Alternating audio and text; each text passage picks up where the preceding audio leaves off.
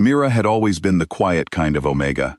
She lived alone in a small wooden cabin at the very edge of the Thornwood Pack's land, far from the noise of the main village. Most people in the pack barely noticed her, and she liked it that way.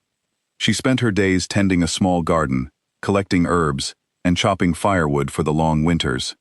She had no mate, no pack duties that demanded her presence, and no desire to change any of it. That winter, however, was unlike any other. The snow fell harder than anyone could remember, and the wind howled through the trees like a warning. Mira had gone out just before sunset to gather the last of her firewood before the storm grew worse. She wrapped her scarf tightly around her neck and pulled her coat closer, hurrying to finish before the light disappeared completely. It was on her way back, just past the frozen stream that marked the edge of her usual path, that she saw something strange in the snow. At first, she thought it was a fallen branch, dark against the white ground, but as she stepped closer, her heart skipped.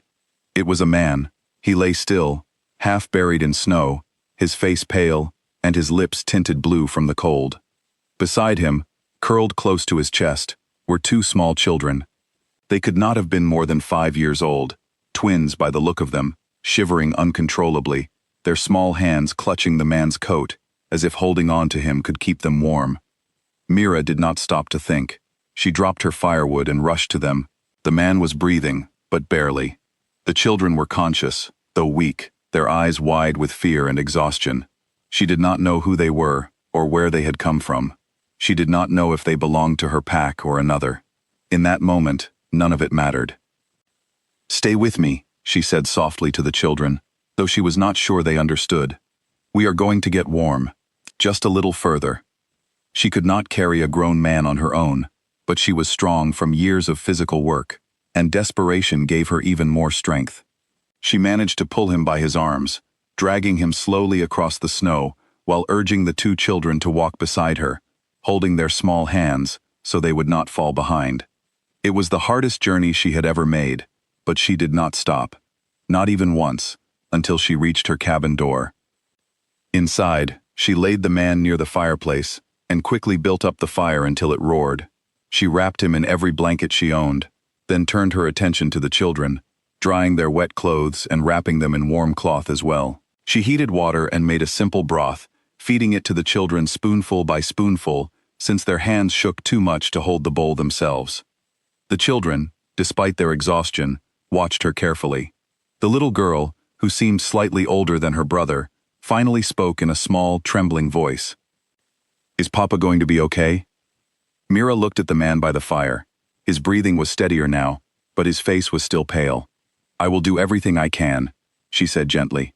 "He is strong, I can tell." She stayed awake the entire night, checking on the man's breathing, adding wood to the fire, and comforting the children whenever they stirred from frightened sleep. By the time the first light of morning touched the windows, the man's color had returned, and his breathing had calmed into a steady rhythm. It was near midday when he finally woke. His eyes opened slowly, confused, taking in the unfamiliar wooden ceiling above him. He sat up too quickly, wincing, and looked around the room until his eyes landed on his children, asleep but safe, tucked into a thick blanket near the fire. "You are safe," Mira said from where she sat at the small table, peeling vegetables. "Both your children are safe. You collapsed in the snow. I found you near the frozen stream." The man stared at her for a long moment, as if trying to understand how he was still alive. "How long?" he asked, his voice rough. "One night," Mira replied. "You were very cold. I am surprised you are speaking already." He looked down at his hands, then back at his children, and something in his expression softened with relief. "Thank you," he said quietly. "I don't know how to repay you."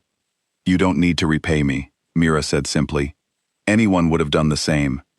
He gave her a strange look, as if he did not quite believe that, but he said nothing more about it. "My name is Kael," he offered instead. "Mira," she replied, and went back to peeling vegetables, as though nothing unusual had happened at all. The storm outside grew worse over the following days, making travel impossible. Kael, still weak from the cold, had no choice but to stay in Mira's small cabin with his children. At first, he seemed uneasy about it, watching her carefully, as though waiting for her to ask something of him, to demand payment or favors in exchange for her kindness. But days passed, and she asked for nothing. She simply continued her routine. She fed them, tended the fire, mended the children's torn clothing, and treated Kael's lingering cough with herbal remedies she had learned from her grandmother. When Kael insisted on helping despite his weakness, she allowed him to chop vegetables, though she gently scolded him when he tried to lift anything heavy too soon. The children, whose names were Lyra and Finn, began to open up as the days passed. At first, they had been quiet, watching Mira with cautious eyes, but her patience and warmth slowly won them over. Lyra began following Mira around the cabin, asking endless questions about the herbs hanging from the ceiling and the patterns she sewed into old cloth. Finn, quieter than his sister, would sit close to the fire and watch Mira cook, occasionally offering to help stir the pot, his small face serious with concentration. One evening, as snow continued to fall outside, Lyra climbed onto the bench beside Mira and tugged gently at her sleeve. "Miss Mira," she said, "can you teach me how to braid the herbs like you do?" Mira smiled and pulled a small bundle of dried lavender toward them. "Of course, watch carefully." Kael watched the scene from across the room, a strange tightness in his chest that he did not fully understand. His children had not laughed this freely in months, not since they had been forced to flee their home in the middle of the night, leaving behind everything they knew. Not since their mother had been taken from them in an attack that still haunted his dreams. He had spent weeks running through the mountains, protecting his children with nothing but his own strength and determination, never trusting anyone enough to ask for help. And yet here was a woman who had pulled him from the snow without knowing his name, who fed his children without expecting anything in return, who treated his weakened body with the same care she might give any wounded stranger. She did not know who he was. She did not know the weight of the title he carried, the responsibilities waiting for him far beyond these snow-covered mountains. To her, he was simply a tired father who needed help, and his children were simply two cubs who needed warmth. For the first time in a long while, Kael allowed himself to feel something close to peace. As his strength slowly returned, Kael began to help more around the cabin. He repaired a loose shutter on the window, fixed a wobbling table leg, and even attempted to cook a meal one evening, though it ended with a slightly burnt pot of stew that made both children giggle uncontrollably. Mira laughed too, the sound surprising even herself, since she could not remember the last time laughter had filled her small home. In the quiet hours after the children fell asleep, Kael and Mira would sometimes sit by the fire and talk. He learned that she had lost her parents young and had grown used to living alone, finding comfort in solitude rather than loneliness. She learned that he had once led a peaceful life with his family, until tragedy forced him into hiding, though he never gave details about what exactly had happened or where he came from. She did not press him. She had learned long ago that some wounds needed time before they could be spoken of. One night, as the storm finally began to weaken outside, Kael found himself watching Mira as she mended one of Finn's torn shirts by candlelight. The firelight cast a soft golden glow across her face, and he realized, with quiet surprise, just how much he had come to rely on her presence, not out of necessity, but because being near her felt like something he did not want to lose. "Mira," he said softly, "there is something I should tell you." She looked up from her sewing, waiting patiently. "I am not just a traveler who got lost in the storm," he continued. "I am the Alpha King of the Ashvale Pack. My family was attacked, and my mate did not survive. I fled with my children to protect them, and I have been moving from place to place ever since, trying to keep us safe until it is secure to return." Mira set down her sewing slowly, studying him for a long moment. She did not gasp, did not bow her head, did not suddenly become nervous in his presence the way others might have. She simply nodded, as though absorbing the truth carefully before responding. "That explains a great deal," she said finally, "but it does not change anything about what I think of you." Kael blinked, surprised. "It doesn't?" "No," she said simply. "You are still the same man who burned his hand, trying to cook stew for his children. The same father who held his daughter through nightmares every night this week. Whether you are a king or a traveler, that has not changed." Something in Kael's chest loosened at her words, a tension he had carried for so long that he had almost forgotten it was there.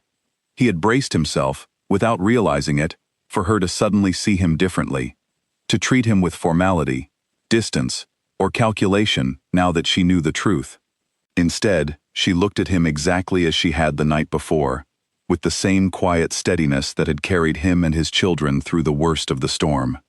"When the road's clear," Kael said carefully, "I must return to Ashvale. There is much to rebuild, and my people need their king back. But I do not wish to leave without asking you something first." Mira waited, her expression calm despite the quickening of her heartbeat. "Come with us," Kael said, "not because you owe us anything, and not because I expect anything from you. My children adore you, and I have not felt this at peace in a very long time. I would like for you to be part of our lives, if you are willing." Mira looked toward the fire, where Lyra and Finn slept peacefully, their small faces relaxed for the first time in what was probably months.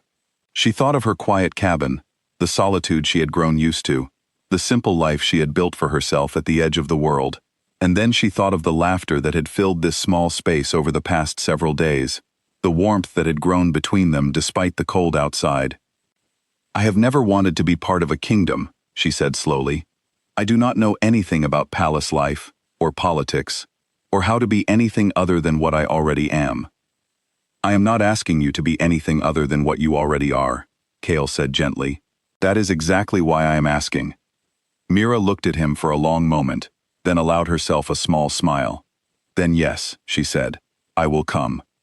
When spring finally arrived, the snow melted from the mountain paths, and the journey back to Ashvale became possible. Mira packed the few belongings she owned into a single bag, taking one last look at the small cabin that had been her home for so many years. It was strange to leave it behind, but stranger still to realize she did not feel sad about it.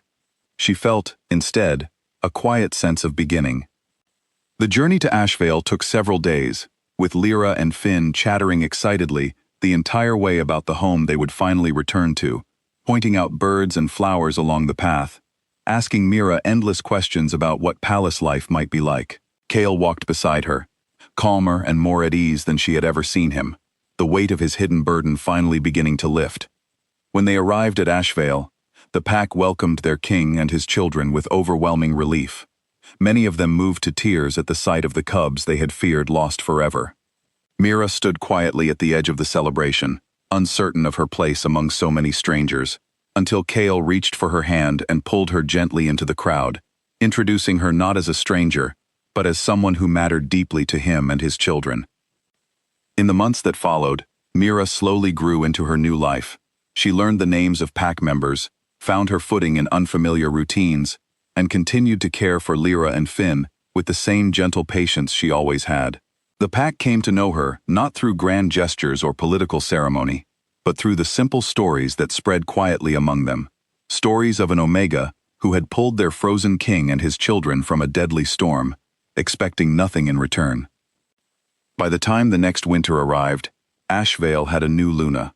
She had not been chosen for power, status, or strategic alliance. She had been chosen because, on the coldest night of the year, she had seen a stranger and his children freezing in the snow, and without hesitation, she had simply chosen to help.